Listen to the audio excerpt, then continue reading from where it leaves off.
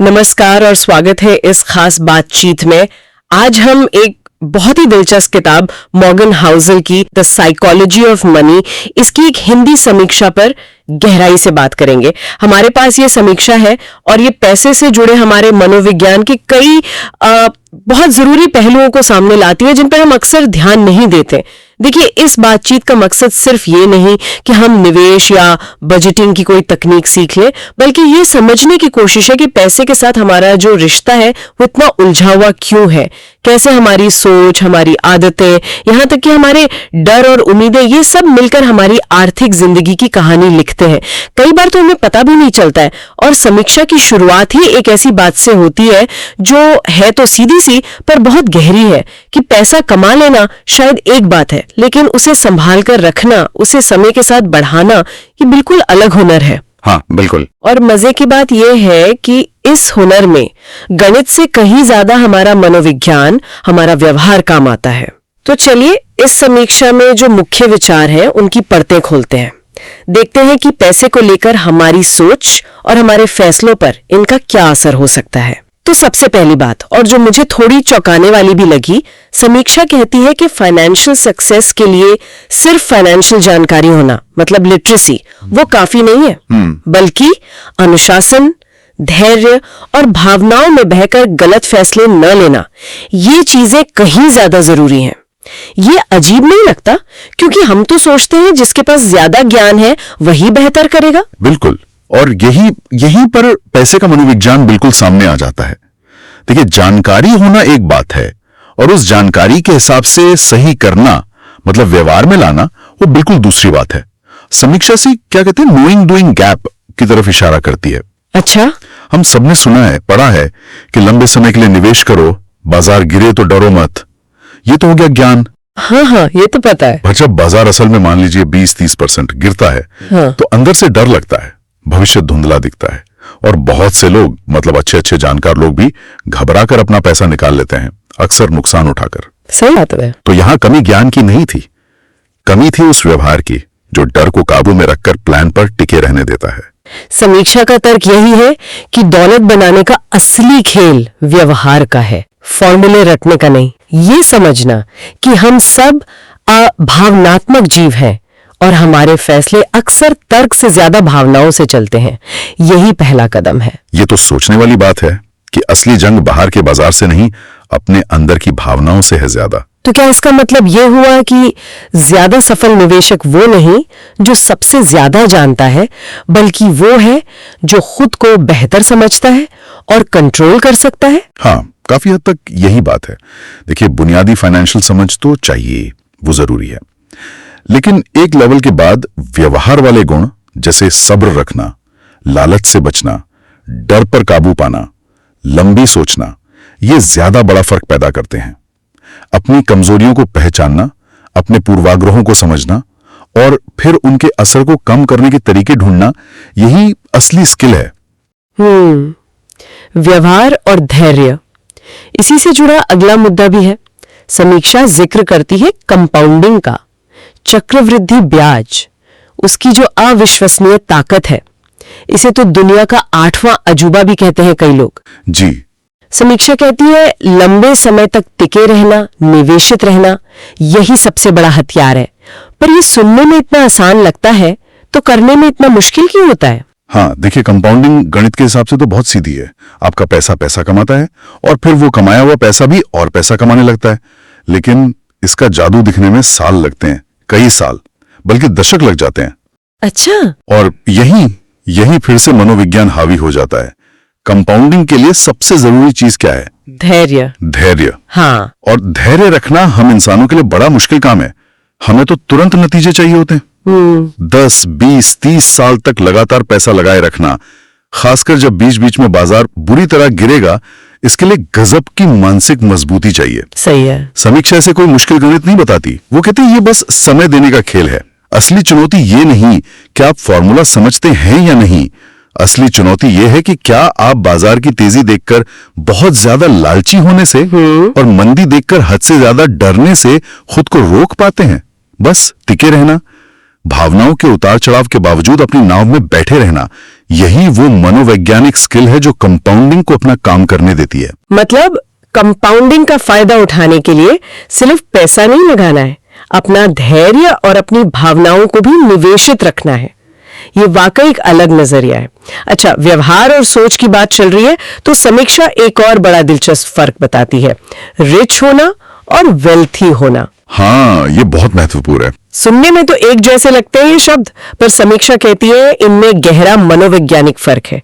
क्या है वो? ये एक बहुत बहुत जरूरी पॉइंट है।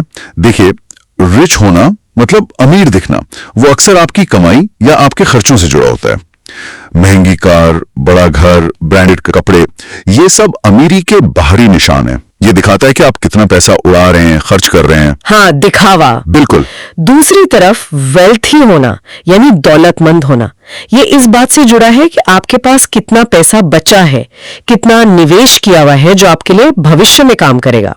समीक्षा का तर्क है कि सच्ची दौलत अक्सर वो होती है जो दिखती नहीं, अनदेखी दौलत। अनदेखी दौलत, इंटरेस्टिंग। हाँ, वो पैसा जो खर्च नहीं किया गया बल्कि बचाया गया और फिर उसको काम पर लगाया गया, मतलब निवेश किया गया। एक रिच आदमी हो सकता है अपनी सारी कमाई खर्च करके अमीर दिखे, जबकि एक वेल्दी आदमी शायद उतना खर्चीला ना दिखे, लेकिन उसके पास असल में ज्यादा वित्तीय सुरक्षा और आजादी होगी। यह सोच का फर्क है। एक सोच है जो अभी के दिखावे और संतुष्टि पर टिकी है, दूसरी सोच लंबे समय की सुरक्षा और विकल्पों पर। अनदेखी दौलत, ये विचार तो हमारी पारंपरिक सोच को सीधी चुनौती देता है, जहां हम सफलता को अक्सर बाहरी तामझाम से ही नापते हैं। तो क्या इसका मतलब यह है कि असली दौलत बनाने के लिए हमें लोगों की राय या वो जो सामाजिक दबाव होता है उससे ऊपर उठना पड़ेगा? बिल्कुल, 100%। ये जो सामाजिक तुलना है और दिखावे का दबाव है, ये बहुत ताकतवर होता है। अपनी कमाई से कम में गुजारा करना और बचे हुए पैसे को चुपचाप बिना किसी को बताए निवेश करते रहना, इसके लिए काफी आत्मविश्वास चाहिए, अनुशासन चाहिए। आपको ये साफ समझना होगा कि आप पैसा किसके लिए बना रहे हैं, दूसरों को दिखाने के लिए या अपने भविष्य की आजादी और सुरक्षा के लिए। समीक्षा इसी अंदरूनी स्पष्टता पर जोर देती है। सच्ची दौलत आपको नियंत्रण देती है, दिखावा नहीं। नियंत्रण, हाँ, नियंत्रण की बात आई तो समीक्षा एक और अहम पहलू पर ध्यान दिलाती है, भाग्य और जोखिम, लक एंड रिस्क। वो मानती है कि फाइनेंशियल दुनिया में सफलता या असफलता पूरी तरह हमारे हाथ में नहीं होती। हर कामयाबी में मेहनत के साथ थोड़ी किस्मत भी होती है और हर नाकामी में गलत फैसलों के साथ थोड़ा दुर्भाग्य भी। इस बात को मानने से हमारे फैसलों पर क्या असर पड़ना चाहिए? ये एक बहुत ही बैलेंस्ड, संतुलित और विनम्र नजरिया अपनाने में मदद करता है। अगर हम मानते हैं कि सफलता में किस्मत का भी हाथ है, तो हम अपनी जीत पर जरूरत से ज्यादा इतराएंगे नहीं, अहंकार नहीं करेंगे। हाँ, हम समझेंगे कि शायद हम सही वक्त पर सही जगह थे या कुछ भारी चीजें हमारे पक्ष में काम कर गईं। और इसी तरह अगर हम असफलता में जोखिम और अनिश्चितता की भूमिका को मानते हैं, तो हम अपनी गलतियों से सीखेंगे जरूर, लेकिन खुद को बिल्कुल निकम्मा मानकर हताश नहीं होंगे। सही है। यह हमें याद दिलाता है कि दुनिया हमारे अंदाजों से कहीं ज्यादा उलझी हुई है, अप्रत्याशित है।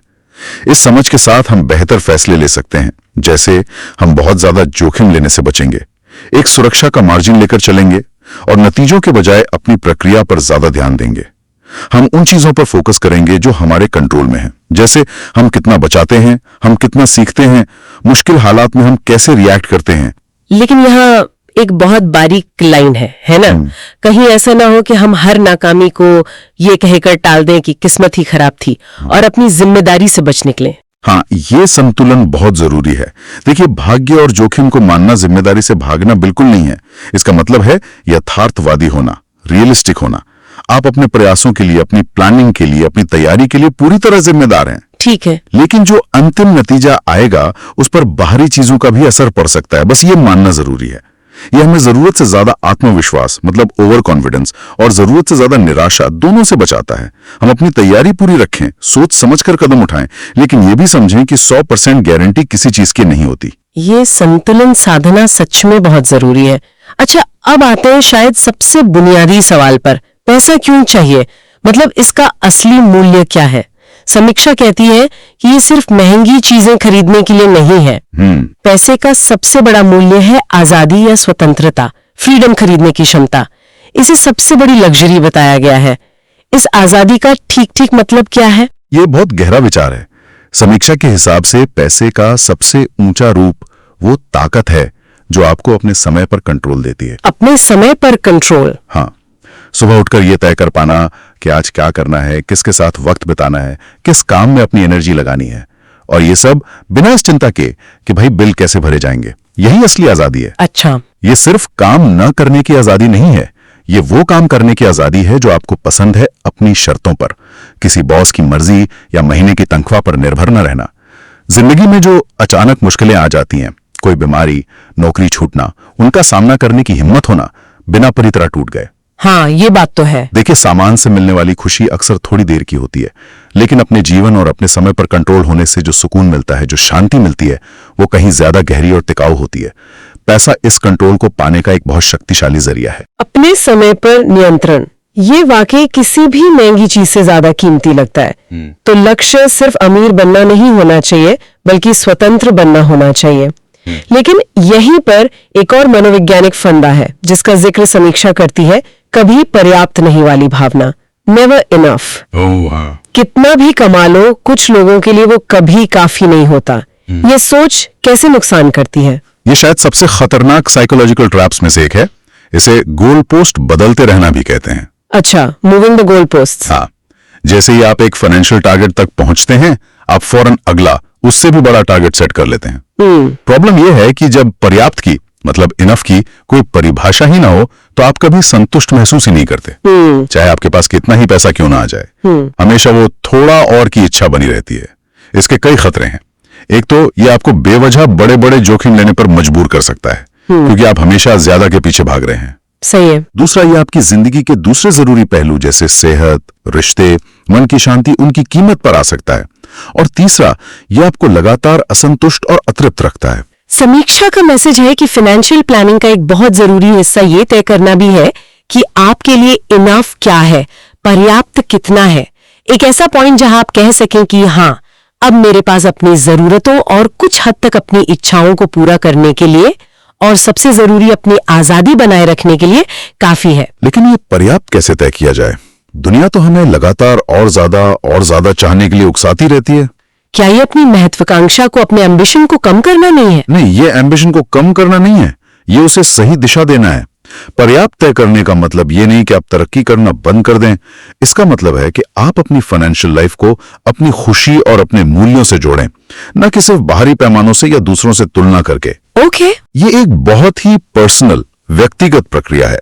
इसके लिए खुद से सवाल पूछने पड़ेंगे। आपकी असली जरूरतें क्या हैं? कौन सी चीजें आपको सच में खुशी देती हैं? आपकी आजादी के लिए कितना पैसा चाहिए? यह कोई फिक्स्ड रकम नहीं है, यह एक एहसास ज्यादा है, सुरक्षा का, नियंत्रण का, संतुष्टि का। और हां, यह परिभाषा समय के साथ बदल भी सकती है, लेकिन एक कोशिश करना, सचेत प्रयास करना कि आप क्यों और कितना कमाना चाहते हैं, यह कभी पर्याप्त नहीं वाले जाल से बचने के लिए बहुत जरूरी है। तो अगर हम इस पूरी बातचीत और इस समीक्षा के मुख्य विचारों को समेटें, तो निचोड़ यही निकलता है कि पैसे का खेल असल में दिमाग का खेल है, भावनाओं का, व्यवहार का खेल है। बिल्कुल। सिर्फ जानकारी इकट्ठी करने से ज्यादा जरूरी है अपने व्यवहार को समझना और उसे काबू में रखना, धैर्य रखना, लंबा सोचना, दिखावे से बचकर सच्ची दौलत बनाना जो अक्सर दिखती नहीं है। भाग्य और जोखिम की भूमिका को विनम्रता से मानना, पैसे का असली मूल्य यानी आजादी को पहचानना और आखिर में पर्याप्त की अपनी परिभाषा खोजना। ये वो मनोवैज्ञानिक पिलर्स है जिन पर टिकाऊ फाइनेंशियल वेलबीइंग और मन की शांति टिकी है। बिल्कुल सही कहा। और ये सारे विचार इतने काम के इसलिए हैं क्योंकि ये हमें याद दिलाते हैं कि हम इंसान हैं, कोई मशीन या रोबोट नहीं। हमारे आर्थिक फैसले कभी भी पूरी तरह ठंडे तर्क पर आधारित नहीं होते। उनमें हमारे डर होते हैं, हमारी उम्मीदें होती हैं, हमारा लालच होता है, हमारा समाज का असर होता है, सब कुछ घुला मिला होता है। हाँ, अपनी इन मनोवैज्ञानिक कमजोरियों और ताकतों को जानना, उन्हें मानना और फिर उनके असर को कम करने के लिए सोच समझकर कोशिश करना, यही बेहतर फाइनेंशियल जिंदगी की कुंजी है। ये सिर्फ पैसे बचाने या निवेश करने के बारे में नहीं है, ये खुद को बेहतर तरीके से समझने और संभालने के बारे में भी है। निश्चित रूप से। जो लोग ना सिर्फ फाइनेंशियल सफलता चाहते हैं बल्कि जिंदगी में एक तरह का संतुलन, एक संतुष्टि और मन की शांति भी ढूंढ रहे हैं, उनके लिए इस समीक्षा में दिए गए सिद्धांत एक बिल्कुल नया नजरिया दे सकते हैं।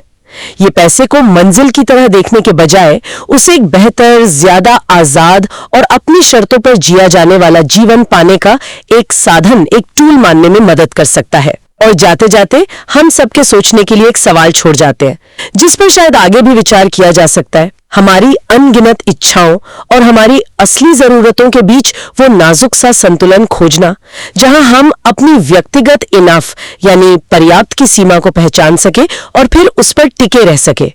क्या यही पैसे के इस उलझे हुए मनोविज्ञान को साधने की सबसे बड़ी चुनौती है और शायद सबसे कारगर समाधान भी?